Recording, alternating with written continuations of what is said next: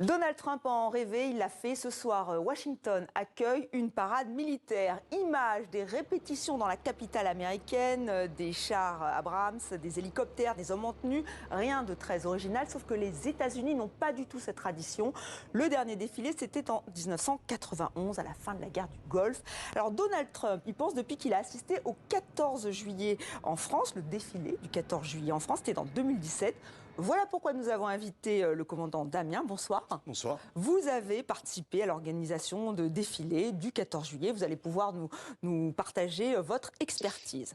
Beaucoup de critiques aux États-Unis. Ses détracteurs l'ont moqué, le traitant de Napoléon au petit pied. Donc il l'accuse d'autoritarisme. Une dérive que vous pointez du doigt, Romuald Siora. Bonsoir.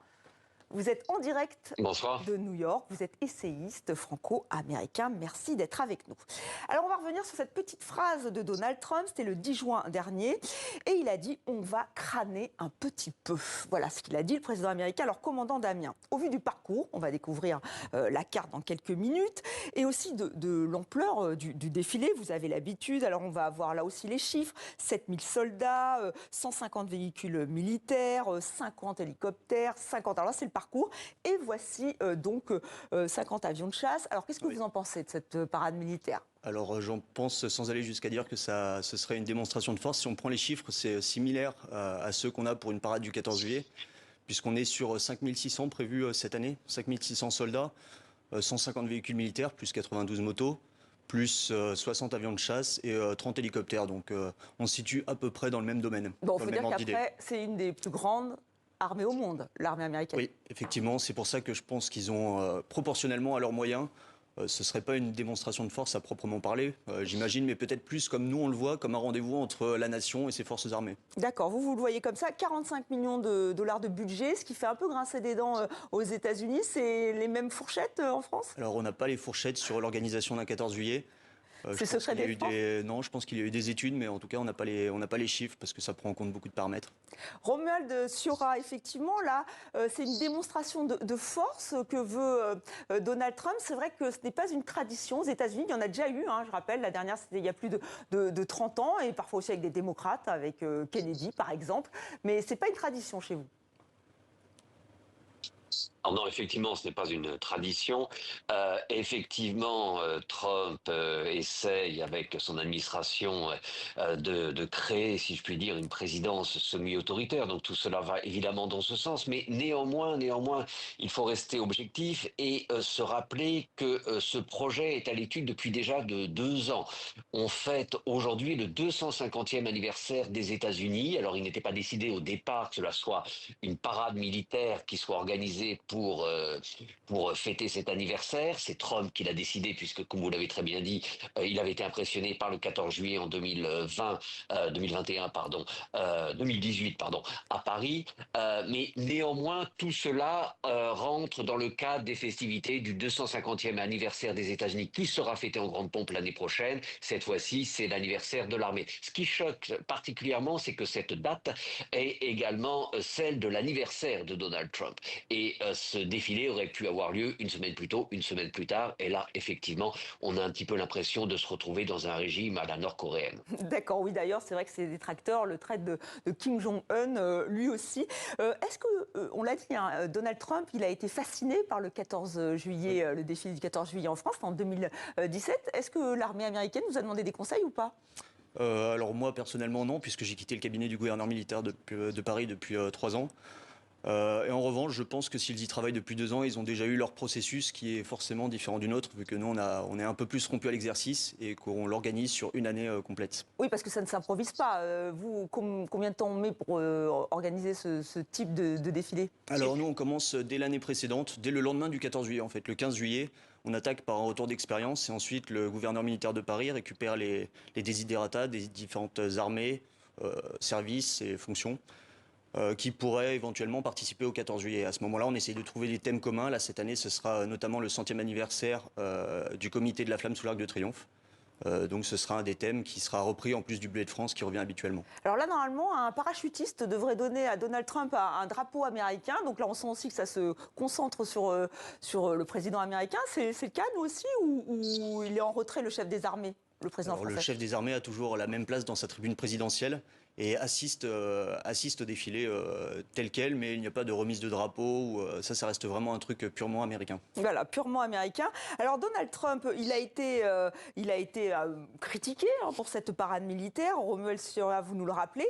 On se souvient de cette fausse une du Time où il était représenté avec une couronne, Donald Trump, et on pense que ses détracteurs y ont pensé. Voilà, on le voit ici, parce qu'aujourd'hui c'est le No King's Day, c'est-à-dire que dans tout le pays, dans tous les États-Unis, il y a des manifestations contre Donald Trump, et c'est plus contre Donald Trump que la parade, où c'est ce risque d'autoritarisme que vous avez souligné que les manifestants dénoncent.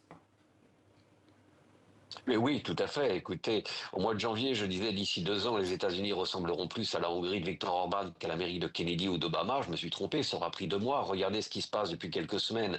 Tous les contre-pouvoirs sont attaqués en permanence. Le Congrès s'est vu renier une partie de ses prérogatives au profit de la Maison-Blanche. Le pouvoir judiciaire également. Les médias publics sont fermés et également attaqués. Les ONG, etc., etc. Sans parler des universités qui, pour la plupart, se sont couchés devant Donald Trump. Je suis basé à Columbia. Aujourd'hui, plusieurs départements sont sous tutelle et il est interdit d'enseigner, on en pense que l'on veut, mais par exemple la théorie critique de la race ou la théorie du genre. C'est quand même du jamais vu dans une démocratie occidentale depuis les années 30 du XXe siècle. Donc oui, il y a une volonté d'autoritarisme, non pas seulement de Trump, mais de son administration. Les choses sont très différentes qu'en 2017.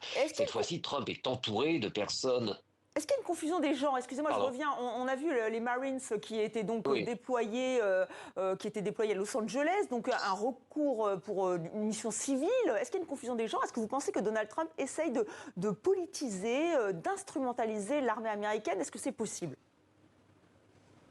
Oui, bien sûr. Ce que je vous disais, c'est que Trump n'est pas un homme seul cette fois-ci. Il est entouré de personnes comme le vice-président ou la secrétaire générale Suzy Wiles de la Maison-Blanche, et toutes ces personnes ont une stratégie très précise pour les États-Unis. Restructurer l'État fédéral et mettre en place un régime semi-autoritaire semblable à celui de la Hongrie de Viktor Orban. Et donc, ce qui se passe à Los Angeles depuis quelques jours va tout à fait dans ce sens. On a assisté à quoi la semaine dernière? À des manifestations pacifiques. Alors, il y a eu quelques excités, évidemment, comme toujours, mais rien de comparable avec les grandes manifestations de 2020 aux États-Unis ou même à ce qui a pu se passer à Paris après la victoire du PSG il y a une semaine. Trump a sauté sur ce prétexte pour déployer la garde nationale. C'est la première fois que cela se passe aux États-Unis depuis 1965, la première fois qu'un président va à l'encontre de la volonté du gouverneur de l'État concerné. Et ensuite, un fait historique, il a décidé d'envoyer des Marines, alors que l'armée régulière, ce qui n'est pas la garde nationale, n'a officiellement n'a absolument pas le droit d'interférer sur le sol américain face à des citoyens. Alors pour l'instant, les Marines sont là pour protéger des bâtiments fédéraux, mais oui, pour répondre clairement à votre question, tout cela est évidemment une instrumentalisation de l'armée et de la Constitution pour aller dans le sens de la stratégie, je vais y arriver, dont je vous parlais.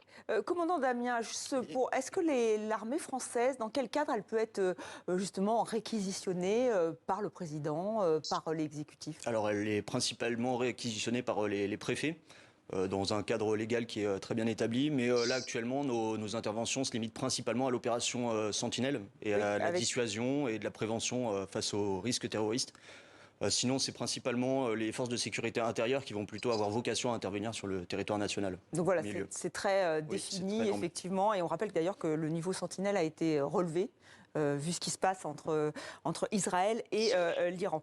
Juste pour revenir sur ce risque de crainte, de guerre civile, hein, vous avez l'air extrêmement alarmiste, Romuald Sura. Vous êtes à New York et vous dites que là, en fait, peut-être que la ville est en train de se barricader, enfin en tout cas redoute ces manifestations contre Donald Trump? Oui, alors il n'y aura pas à New York, à Chicago, à Philadelphie des manifestations de l'importance de celles que l'on a pu voir et que l'on peut encore voir à Los Angeles. Néanmoins, effectivement, il y a une crainte dans certaines villes d'une répression, surtout dans des villes qui ne sont pas tenues par les démocrates. Ici à New York, oui, la police peut être sévère, mais néanmoins, on est dans un État démocrate, une ville tenue par les démocrates, donc il n'y a pas une crainte aussi exacerbée que ce que l'on peut voir à Los Angeles. Alors attention, nous ne sommes pas au bord d'une guerre civile au sens où on l'entend, c'est-à-dire une guerre civile où deux armées quasi professionnelles s'affrontent, comme ça a été le cas pendant la guerre de sécession aux États-Unis. Par contre, effectivement, nous sommes dans un moment de grande violence politique où des affrontements sporadiques, des violences d'importance peuvent avoir lieu de plus en plus régulièrement dans les grandes villes américaines. Oui, Romuald Siora, justement, avec le Minnesota, on a appris que cet élu local avait été tué, son mari blessé. Tim Walz, le gouverneur de cet État, hein, dénonce un acte de violence politique. Ça va endeuiller cette parade militaire. Il faut qu'on en sache plus. Pour l'instant, je crois que les informations sont encore parcellaires. Mais est-ce que c'est aussi un signal de ce climat délétère ?